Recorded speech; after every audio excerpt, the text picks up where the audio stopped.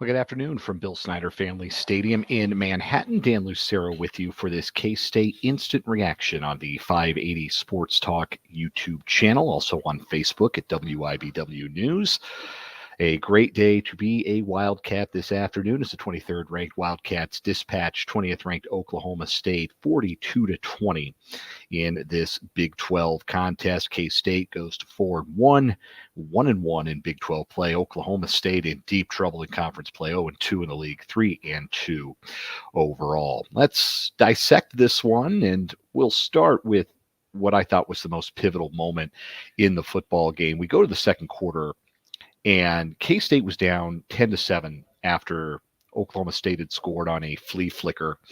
And immediately following that, Avery Johnson threw as bad an interception as you're going to see him throw all season. Maybe in his entire K-State career, you won't see him throw too many worse interceptions than the one he threw. And it set Oklahoma State up in short field.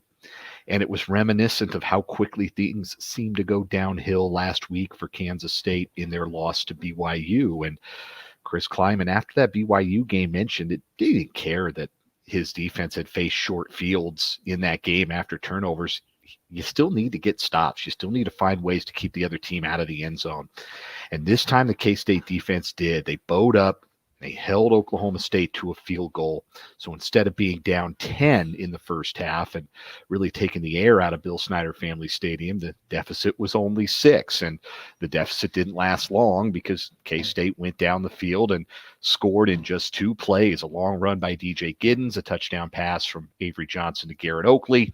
And K-State would never trail again the rest of the way, led 21-13 at the half and pulled away, led by as many as 42-13 before Oklahoma State got a garbage time touchdown in the fourth quarter. It was a big moment for the K-State defense. You'll look at the final numbers in this game and you'll see that Oklahoma State gained 490 total yards, 364 through the air. But just like last week where BYU didn't gain a lot of yards but was ruthless in the red zone and scored touchdowns.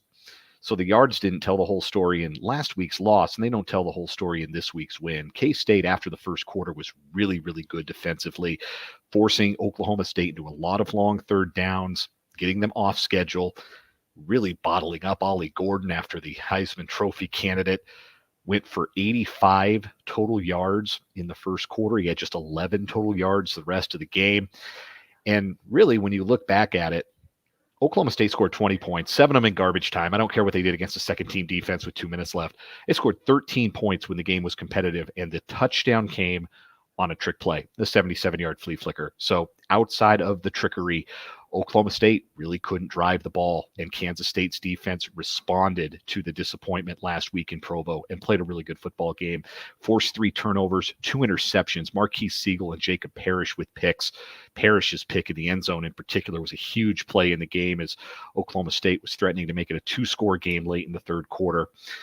A much-needed return to form for the K-State defense. Now let's talk about the offense, and let's talk about Avery Johnson and what I believe is the best game of his young career. Avery Johnson, 19 of 31 through the air, 259, 3 touchdowns. The interception was not good, but everything else through the air really was, as Johnson looked much more comfortable in drop-back passing and passing from the pocket than he has even in previous weeks. And Chris Kleiman mentioned after the game that he's just getting more confident. The more reps he gets, both in practice and in games, the more confident he's going to get with what he sees and the throws he needs to make against certain coverages. And he made some big ones. He made some big ones in play action, too, like the 55-yard touchdown pass to Jace Brown that gave Kansas State a 21-13 lead late in the first half. On the ground, Johnson, 5 carries, 60 yards, 2 touchdowns. And look, I admit to being as exasperated at times with the play calling as the next watcher of K-State football.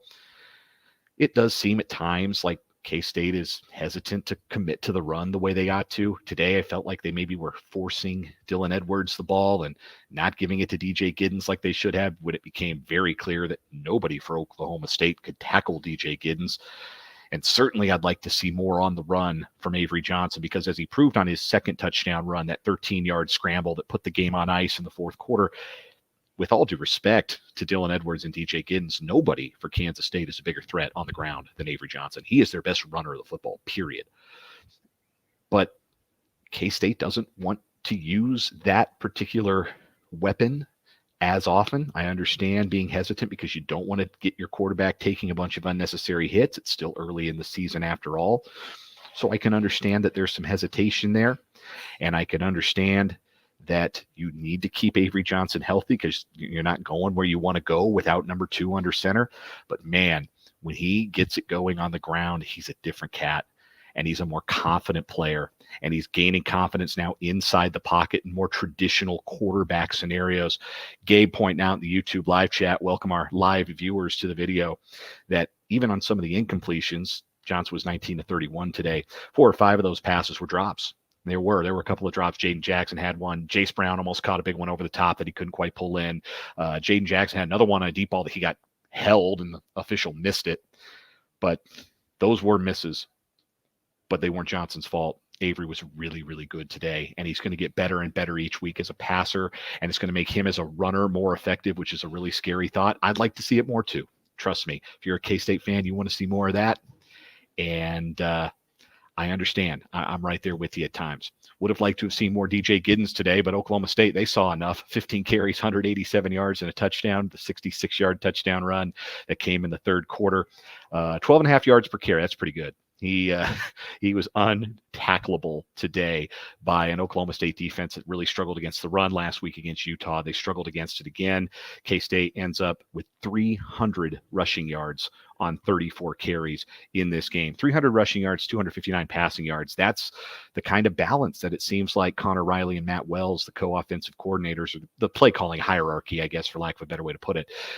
That's what they want to see, and that's what they saw today. And Chris Kleiman was really happy with that, said as much in his post-game press conference. So that was a big deal. Vance points it out. It was true Avery form for Avery Johnson today. That's absolutely correct. This is outside of the interception, which was bad. Again, bad pick.